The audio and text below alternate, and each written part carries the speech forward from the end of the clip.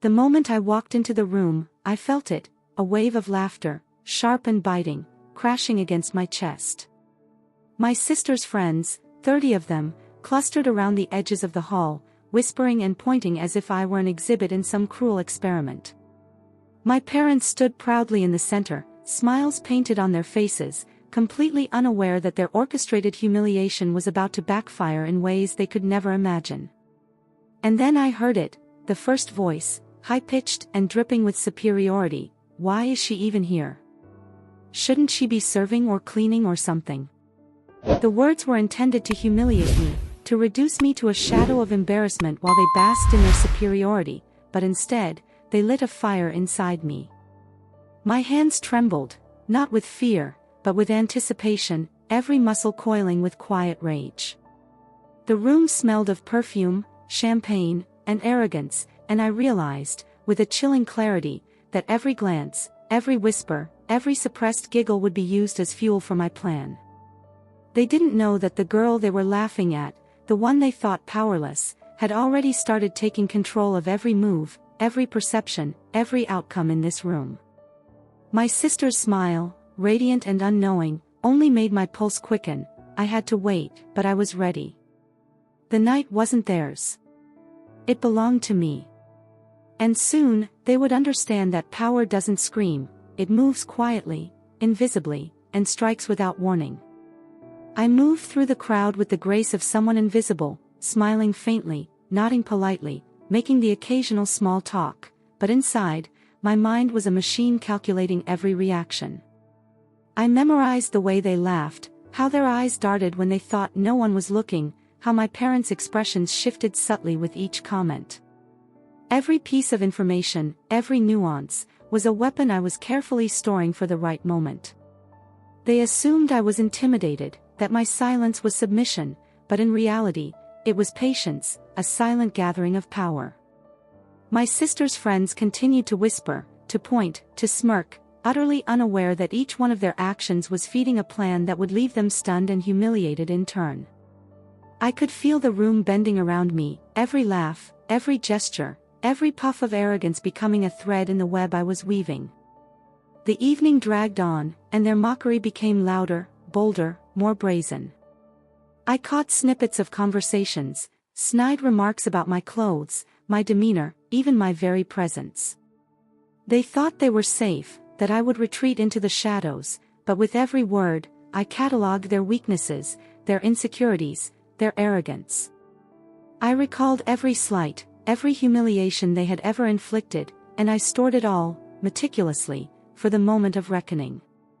My sister beamed with pride, oblivious to the storm brewing just beneath my composed exterior, while I pretended to sip my water, nod politely, and offer small smiles that betrayed nothing.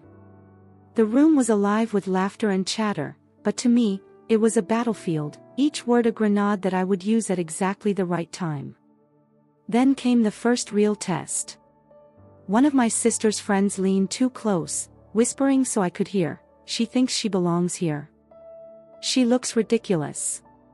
The words hit me like a whip, but instead of recoiling, I allowed them to sink in, to fuel the calm, collected force that was rising inside me. I made a note of every expression, every twitch of discomfort in their eyes. These were not just friends, these were my instruments, and I knew how to play them with deadly precision. I smiled faintly at the comment, my mind racing with plans. I would not confront them directly, I would not lower myself to their level. Power, true power, required patience, subtlety, and control. And I had all three in abundance. As the evening continued, I navigated the room with perfect composure, offering polite greetings and nods, never raising my voice, never showing a crack in my armor. I watched as the arrogance of my sister's friends grew, their laughter becoming more confident, their sneers sharper, thinking they had already won. But I was already 3 steps ahead. Every drink I served myself, every toast I raised, every glance I exchanged was calculated to maintain their underestimation of me. They did not realize that the invisible threads of influence were being woven around them, that by the end of the night, every laugh would be mine, every smirk would be mine, and every ounce of control would have shifted irrevocably. My body was still, my face calm, but my mind raced with a clarity I had never known. I was no longer the victim of their amusement, I was the orchestrator of their unraveling. By the time dessert arrived, I had mapped the entire room, identified every weakness, every overconfidence, every blind spot. My sister continued to glow, oblivious to the quiet storm building beside her. Every friend who laughed at me now became a piece of a chessboard, and I was already 5 moves ahead. The small voice of doubt inside me, the memory of every humiliation, the echoes of every laugh, were no longer weights on my shoulders, they were tools, sharpened and ready. I allowed a faint, polite smile, nodding at a comment or two, letting them believe they had won, all the while knowing that victory was already slipping through their fingers. And then, the first move. A quiet question, posed casually, about a detail no one else would notice, a small correction that exposed a lie one of them had just told, subtle enough that it seemed innocent but sharp enough to slice through the illusion of their superiority. The room shifted imperceptibly, a whisper here, a glance there. I could feel the change, the first tremor of power moving from me to them, as if the universe itself was tilting in my favor. My sister and her friends still laughed, still assumed that nothing had changed, but I knew the seeds of their downfall had already been planted. By the end of the night, every laugh would be silenced, every smirk erased, and the control they believed they had would be mine. The shift in the room was subtle at first, the kind of change only someone paying very close attention would notice. Conversations hesitated for half a second too long, laughter came out a little forced, and a few heads turned in my direction with confusion rather than mockery. That single correction I had made, small, precise, delivered with calm, had cracked something. It wasn't loud enough to cause a scene, but it was sharp enough to expose that not everyone in the room was as untouchable as they believed. I stayed exactly where I was, relaxed, sipping my drink slowly, letting the silence stretch just enough to make them uncomfortable before the noise returned. But now the laughter sounded different. Thinner. Less confident. I could feel it in my chest, that quiet, intoxicating sensation of control beginning to settle in. For the first time that night, I wasn't reacting to them. They were reacting to me, even if they didn't realize it yet. One of my sister's closest friends, someone who had laughed the loudest earlier, started talking a little too much, over-explaining a story no one had asked her to tell. I watched her hands shake slightly as she gestured, watched her eyes flick back to me more than once, checking, measuring, wondering if I was still listening. I was. I always was. Every insecurity they tried to hide was now laid bare, and it amazed me how fragile confidence becomes when it's built on cruelty. My parents floated through the room, proud and distracted, basking in compliments about my sister's achievements, unaware that the power dynamics of the evening had already shifted beneath their feet. They still saw me as the extra, the obligation, the one who could be managed and dismissed. That assumption was their greatest weakness. As the night went on, I was pulled into conversations I had never been invited into before. Not because they respected me, but because curiosity had replaced certainty. They wanted to understand who I was, why I spoke the way I did, why I didn't crumble when mocked. I answered politely, intelligently, never oversharing, never bragging. I let my words do just enough work to unsettle them. When someone asked what I did for a living, I gave a vague but confident answer, just enough to spark interest without satisfying it. I watched my sister's smile tighten slightly as attention shifted, just a little, away from her and toward me. It wasn't jealousy yet, it was confusion. And confusion is always the beginning of loss of control. There was a moment when one of the professors attending the event, a man who had earlier nodded approvingly when someone joked at my expense, joined our circle. He asked me a question, casual and dismissive, expecting a short, harmless reply. Instead, I answered with clarity, depth, and authority, referencing work, experience, and insight that immediately changed the way he looked at me. His posture shifted. His tone softened. The people around us went quiet, listening now, really listening, as if they were suddenly realizing they had misread the entire situation. I didn't smile. I didn't gloat. I simply spoke the truth, calmly, confidently, and let it land exactly where it needed to. In that moment, I could almost hear the collective recalibration happening in their minds.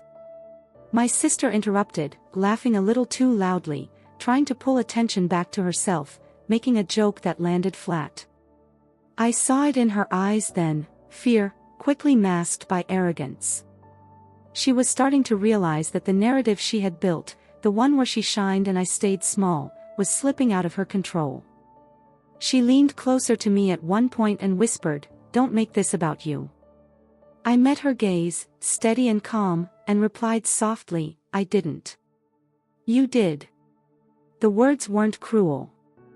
They were factual. And they shook her far more than an insult ever could have. The laughter returned again, but now it was cautious.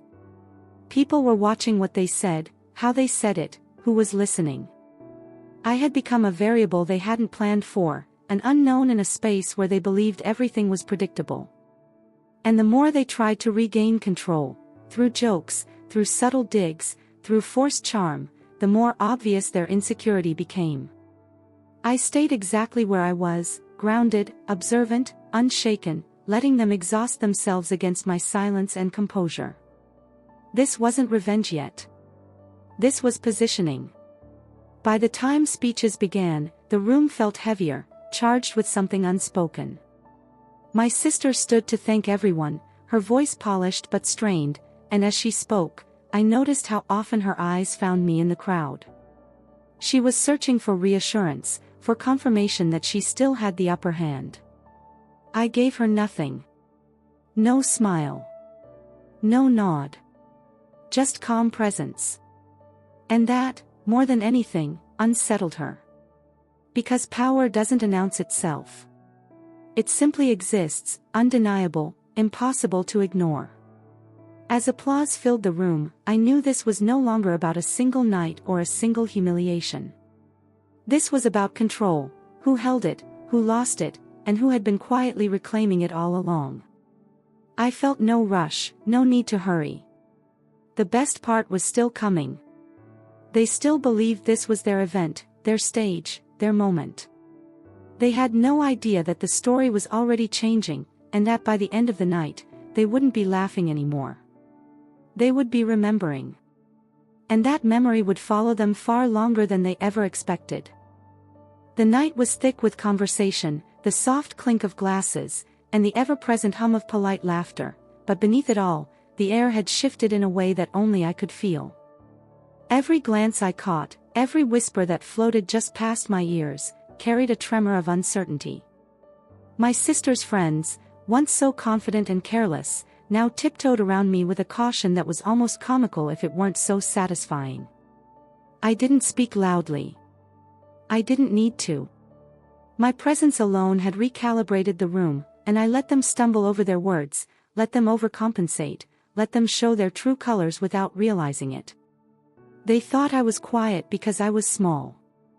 They thought I was timid because I had always been the extra, in every family photo, every conversation, every achievement. But quiet is not weakness, it's the calm before the storm. And I had all the time in the world. At one point, a group of my sister's classmates approached, the same group that had laughed at me when I had been forced to fetch drinks and apologize for laughing too loudly or standing too tall. They smiled nervously, trying to be friendly now, unsure of where the line was between respect and fear. I smiled back, slow and controlled, letting them feel the weight of the shift. "It's nice to finally meet you all in a proper setting," I said, my tone measured, polite, but laced with a subtle authority they had never expected. Their smiles faltered. One of them made a small joke, testing the waters, and I let a tiny pause hang before replying with a quiet, deliberate observation that exposed the emptiness behind their confidence. Their faces changed, smiles forced, laughter hollow, and suddenly, they were the ones performing, trying desperately to reclaim some semblance of power that had already slipped through their fingers. I watched my sister across the room, trying to maintain her usual poise, but every gesture betrayed her frustration. Her laughter was sharper now, her words clipped, her hands twitching slightly as if each movement was calculated to regain control she had already lost. I felt no satisfaction in seeing her discomfort. It wasn't cruelty I sought, it was justice, subtle and inevitable. The way she had treated me for years, the way she had assumed her dominance over my life, over my choices, over my very presence, had created cracks in her world, and I was simply allowing them to widen naturally. I moved closer to the center of the room, deliberately passing between clusters of people, my posture calm, my head held high, letting them see me in a way that was impossible to ignore. Every eye followed me, every whisper included me, and in that silent orchestration, I had become the conductor of the evening. The professor who had once ordered me to sweep the floor now spoke to me directly, his tone laced with curiosity and, I suspected, a hint of admiration. "Your composure tonight is remarkable," he said. It wasn't flattery. It was acknowledgement. And in that simple sentence, a barrier had fallen. The authority that had once dismissed me so easily had shifted. Now, respect hung in the air where mockery had once lived. I nodded politely, thanked him quietly, and walked away, knowing that even without a confrontation, the hierarchy of the room had been irrevocably altered. My sister noticed immediately. Her eyes followed me, wide and calculating, trying to assess how much she had lost in those few minutes. I didn't give her the satisfaction of an answer. I simply existed, as I always should have been allowed to, as if the years of diminishment had never happened. By the time the dessert was served, the room had grown tense in ways that were invisible to the untrained eye but perfectly clear to someone who had spent years navigating the subtle currents of power and humiliation. Conversations had slowed. People hesitated before laughing. Even the music seemed to soften, as if the walls themselves recognized the change in energy.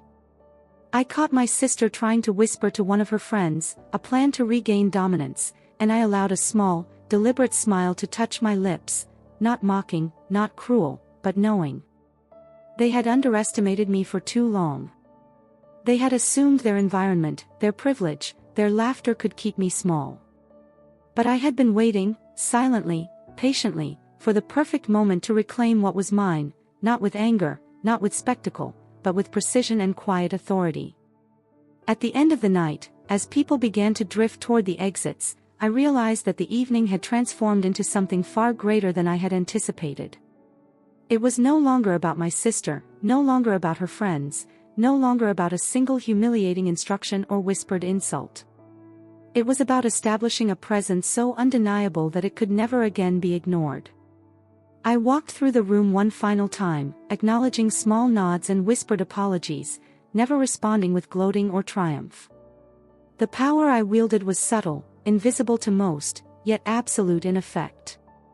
I had become the anchor in the room, the quiet center of authority around which everyone else had to orbit. And in that realization, I understood that the true lesson of the evening was not vengeance, it was reclamation. As the lights dimmed and the final guests filed out, I paused at the threshold, taking one last look at the room that had once been a theater of humiliation. The echoes of laughter, the whispers of superiority, all of it had shifted irrevocably. I felt a profound sense of calm, the kind of deep, bone-level satisfaction that comes not from hurting others but from stepping fully into your own power. My sister tried one last glance, a fleeting smirk that barely masked her fear of the change she had failed to anticipate. I let it pass without acknowledgement. I had nothing left to prove to her. The rest of the night belonged to me alone, and I walked out with the steady rhythm of someone who knew that dignity, patience, and quiet control are far more devastating than anger or spectacle. The balance had shifted, and it would never tilt back. The morning after the event, the air in my apartment felt different, heavier somehow, charged with a sense of quiet victory that I could finally breathe in fully. The sun was soft, spilling through the curtains, illuminating the little details I had ignored for months, my law books stacked neatly on the shelf, the certificates I had earned, the awards I had collected, all untouched by anyone else's influence, all mine alone. I poured myself a cup of coffee and let the aroma fill my senses, a mundane pleasure magnified by months of denied comfort, by years of humiliation I had silently carried. For the first time, I could sit without anticipation, without flinching, without rehearsing apologies that had never been necessary. My sister, my parents, even her friends, they had tried to define my life through ridicule, through mockery, through sheer audacity, and yet here I was, untouched, intact, and finally untouchable in their eyes. By midday, the ripples of the previous night had already begun to manifest. I checked my emails casually, expecting the usual invitations, the polite notes, and the small formalities that always followed social functions. Instead, I found subtle shifts, messages from professors, from mentors, from colleagues I had never imagined would reach out so directly. Their words were careful, measured, yet unmistakably impressed. "Your composure was extraordinary," one wrote. "Your presence redefined the room," said another. Even my sister's classmates, the very ones who had laughed, were now cautiously respectful, their tone tentative, unsure if they should apologize or remain silent. I let none of it dictate my mood. The lesson had been internalized. Power was not in their words, but in the unshakable calm I carried, in the patience I had exercised while they fumbled through assumptions about my weakness. Later, I received a call that would cement the final act of quiet justice. It was a representative from a prominent legal firm, one my sister had always hoped to impress with her social maneuvers and her polished charm. "We heard about your presence at last night's event," the voice said. "Your composure, your authority, it was remarkable. We would like to discuss a potential opportunity." I smiled to myself, the kind of smile that carries decades of suppressed indignation and carefully cultivated intellect. I didn't need to plead, I didn't need to explain. They had already seen the proof of my capability and, more importantly, the contrast between what they assumed and what I actually possessed. Meanwhile, I knew my sister's social strategies, her brash attempts at superiority, would no longer serve her. The game had changed, invisibly but irrevocably. By evening, I returned to the same university hall, not to face them again but to collect what was rightfully mine. I walked through the corridors, the shadows of the night stretching long across the polished floors. Professors nodded as I passed, administrators smiled politely. I held my head high, letting my own presence fill the space. There was no gloating, no pointed finger, no dramatic revelation necessary. They already knew, from every subtle reaction, that the hierarchy had shifted. I stopped briefly at the central staircase, gazing down at the empty chairs that had once formed the audience of my humiliation. I allowed a quiet moment of reflection, acknowledging the years of patience that had led to this serene and undeniable authority. I had waited, I had observed, I had acted, and now the room, the social order, and the perception of my family were forever altered. Weeks passed, and life resumed a new rhythm. Invitations arrived, this time for me, not for my sister. Mentors requested meetings, not advice for my sister. Opportunities appeared, seemingly effortlessly, because the universe, it seemed, finally recognized the truth that had been obvious to me all along. I belonged in the center of influence, and no amount of mockery, no number of whispered jokes, could erase the value of integrity, patience, and intelligence. My family, ever self-absorbed, had assumed their laughter could define reality, but reality, as I now understood, bends only to those who maintain their dignity while others stumble in the arrogance of assumed superiority. I thrived quietly, deliberately, and the satisfaction was in its subtlety, in the knowledge that I had risen without spectacle, without shame, and without compromising the principles that had guided me. Finally, I allowed myself to reflect fully on what had been lost and what had been gained. My sister, my parents, even the friends who had laughed, they were trapped in their own systems of pride, unable to see beyond their social games. I, on the other hand, had rewritten the narrative entirely. I had transformed humiliation into power, mockery into respect, exclusion into opportunity. The lesson, crystal clear and deeply satisfying, was that the true measure of victory is not in retaliation, but in the reclamation of one's own authority, in the ability to exist fully, proudly, and without apology in spaces that once sought to diminish you. I smiled, not at them, not in malice, but in recognition of my own unshakable presence. I had endured, I had observed, and I had triumphed. By the end of the month, invitations to speak, to mentor, and to participate in forums arrived, each one a testament to the silent power I had cultivated. My sister's attempts at dominance had been quietly neutralized. Her friends approached me now with a hesitance that bordered on reverence. And I understood, deeply and thoroughly, that this was more than revenge, it was education. They had learned, without spectacle, without confrontation, without anger, that mockery does not create superiority. True influence is quiet, consistent, and unstoppable. I had turned the room, the university, and even my family's perception into a lesson they could not undo, a legacy of dignity, patience, and unassailable authority. As I finally closed my journal that night, reflecting on the journey from humiliation to absolute command of the narrative, I realized the most profound truth: power is never given, it is taken quietly, carefully, deliberately, and without apology. The laughter, the whispers, the scorn, they had all been tools, unintentionally, of my rise.